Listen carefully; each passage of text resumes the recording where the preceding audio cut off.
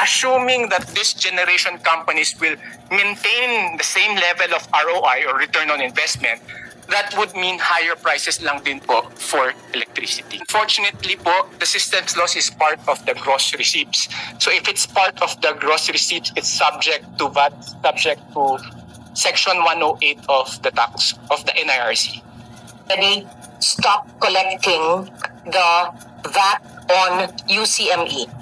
When previously it was collecting, just like systems loss now, and sinasabi po nila na hindi kaya, pero sumunod, 2024. Just kindly correct the information if this is accurate. Thank you. Good afternoon po, Senator. Yes po, because of RMC 116-2024, the universal charge was exempted for the payment of VAT because it's already a government-mandated charges.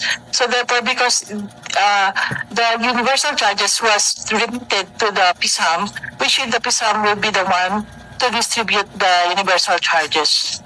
Ibig ko lang sabihin, Madam Chair, pag gugustuhin, kayang ibaba ang kuryente at low cost to the consumers, ginawa na yan ng BIR sa UCME. Tapos, I just take note on the example raised by the DOF.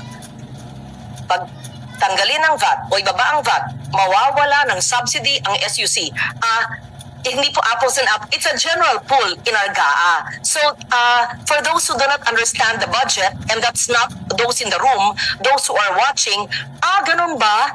Huwag natin i-mislead. Sasabihin natin, ehemplo ito. Pwede mo rin sabihin, kung maging systematic, efficient, at bawasan o tanggalin ang katiwalian, korupsyon, ay kaya natin na walang epekto sa taong bayan. Huwag niyo sabihin, pag walang VAT, walang SUC. Pag walang VAT, walang tulong sa DOH. Hindi naman naka-earmark ang VAT para sa edukasyon at para sa kalusugan eh. Iklaro natin ganun. Kasi yung example nyo, inunpick nyo yung maintindihan ng tao. 6 billion. Magkano ba yung ninanakaw sa gobyerno? Kasi kanina, sinabi mo yung mga figures ng ASEAN. Pero alam mo ba na ang per kilowatt hour ng electricity sa Indonesia is 91 US cents. Sa Malaysia, 50 US cents. Sa Thailand, 12 or 13 cents US. Sa Pilipinas, 29 cents. 21 cents. So, ibig sabihin, tayo pa rin ang pinakamataas, tama? Okay. Sa Indonesia, sinasubsidize nila ang electricity. Ang subsidy nila is 11.1 billion pesos.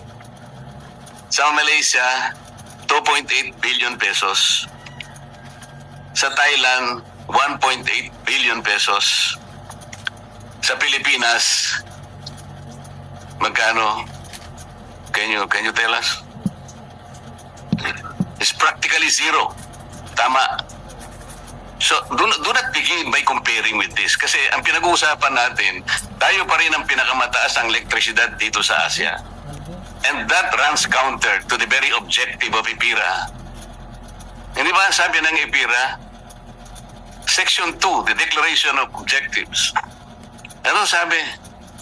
To ensure the delivery of equitable, secure, quality, reliable, and affordable rates of electricity.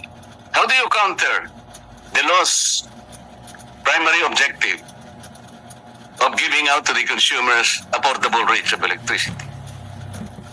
Kung titignan mo po yung subsection F, ano sinasabi ron? Kasi kailangan nating maging competitive in the world market. Kailangan ng business, sabi niya. You draw your attention to the section 2 of EPIRA. Paano magiging competitive ang presyo mo?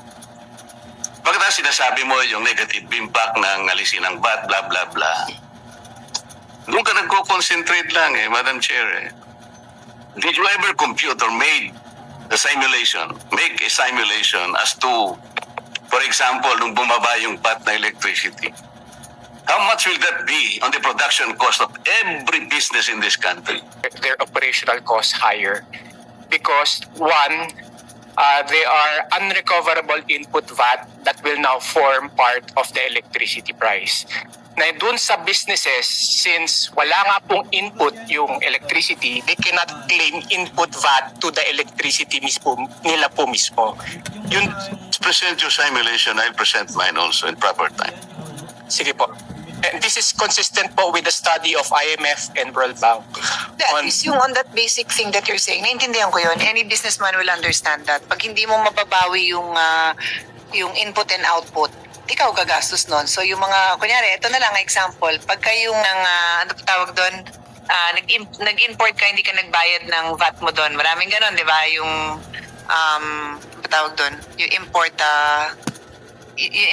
ano tawag doon? Smuggled. You smuggle it. So wala ka. So later on pagbenta mo, wala kang counterpart na input VAT na mababawi. I think that's what you're saying. No, you're not disagreeing with the senator, but you're just pointing out that that's basic in the way the input and output VAT works.